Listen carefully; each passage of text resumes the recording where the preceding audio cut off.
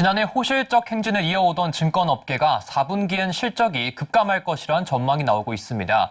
부동산 프로젝트 파이낸싱 사태에 따른 영향이 증권사 실적에 미친 것으로 분석이 되고 있습니다. 자세한 이야기는 서청석 기자 나눠보겠습니다. 안녕하십니까? 네, 안녕하세요. 네, 4분기 실적 공개를 앞둔 이 증권업계에서 지금 이미 부정적 전망이 좀 퍼지고 있는 것 같습니다. 실적이 어느 정도로 나빠졌습니까? 네, 아무래도 국내 주요 증권사들이 부동산 PF 관련 충당금, 적립금 등의 문제로 지난해 4분기 부진한 실적을 거뒀을 것이라는 전망이 나오고 있는데요. 금융정보업체 FN가이드에 따르면 주요 증권사 7곳의 지난해 4분기 영업이익이 추정치 합산액이 약 7,414억 원으로 집계됐는데요. 2022년 4분기 5,086억 원보다 45.8% 늘어난 수준이지만 직전 분기인 1조 원을 넘기지는 못한 상황으로 3분기보다 37.2% 줄어든 규모입니다.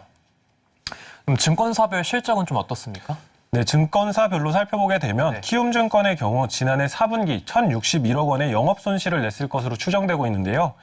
지난해 10월 주가 조작 세력이 키움증권의 미수거래를 이용한 것으로 드러난 이른바 영풍재지 사태로 인해 미수금 관련 손실 약 4,300억 원이 반영된 탓이 큽니다.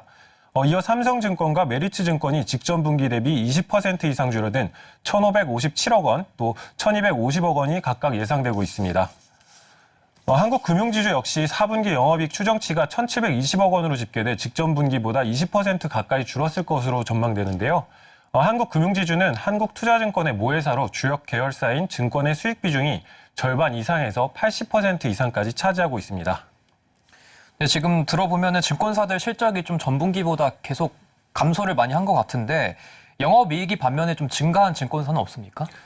네, 대부분 증권사들의 실적이 안 좋은 가운데 또 영업이익이 증가한 증권사도 당연히 있는데요.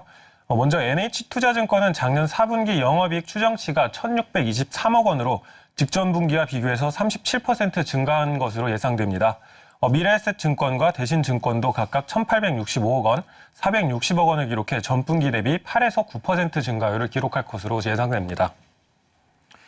네, 지금까지 말씀 들어보면은 실적에 이 PF 영향이 좀 클 수밖에 없는 것 같은데 전문가들의 의견은 좀 어떻습니까? 네, 아무래도 전문가들은 4분기 증권사들의 실적이 PF 등 국내 부동산 이슈에 영향을 받은 것으로 분석하고 있는데요.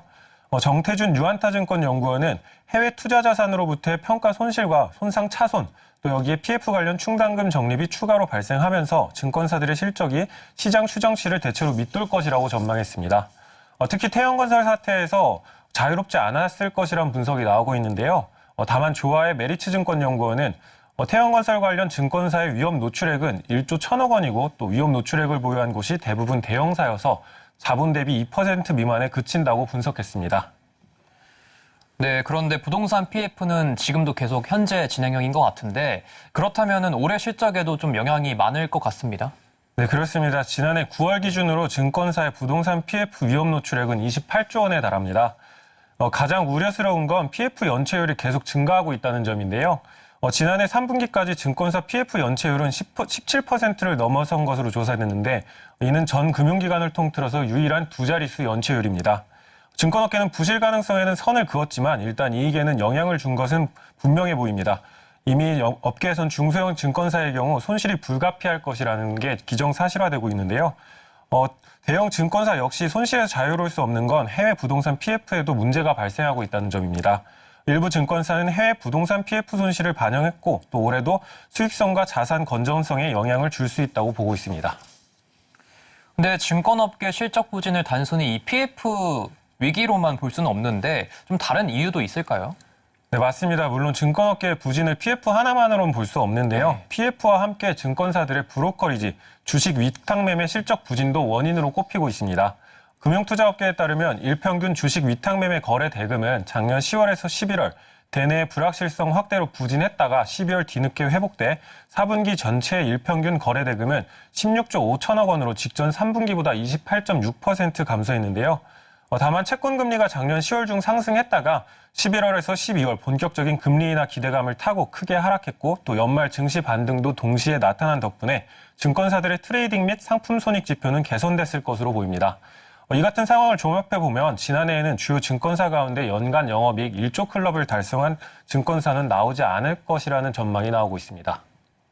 네, 오늘 말씀 잘 들었습니다. 지금까지 서청석 기자였습니다.